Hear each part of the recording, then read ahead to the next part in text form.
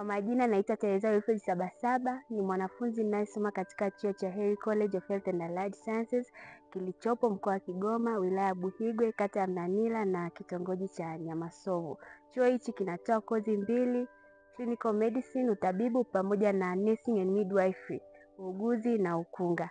Na kipenda chuo hiki kwa sababu mbalimbali. Kwanza ni chuo ambacho wana madaktari bingwa, wana walimu wabobezi katika masomo ya sayansi, na licha ya hivyo tunafundishwa kwa njia ya nadharia pamoja na vitendo. Kwa hiyo mara baada ya kufundishwa darasani tunapelekwa wodini kwa ajili ya kusoma kwa vitendo, kwa sababu hospitali tupo nayo hapa. Kwa hiyo tupati shida ya kusafiri, kutembea kwenda mbali kutafuta elimu kwa vitendo.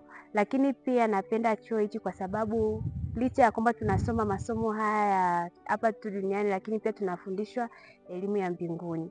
Tuna chaplain, lakini tuna uongozi wa kanisa ambao kila siku na mara zote wanatukumbusha swala zima la kiroho. Na kila siku asubuhi kabla tujaanza mambo yetu tunaanza kwa kuomba. Kabla mwalimu hajaanza kufundisha tunasali kwanza, ndo mambo mengine yanaendelea.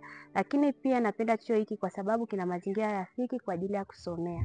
Mazingira tulivu yanayokusaidia wewe mwanafunzi uweze kusoma vizuri na uweze kufaulu vizuri katika masomo yako. Hivyo basi naomba wazazi, vijana, chaguo lile la kwanza liwe Heri. Hakika ni heri kuwa heri. Ukija hapa hautajutia. Karibuni.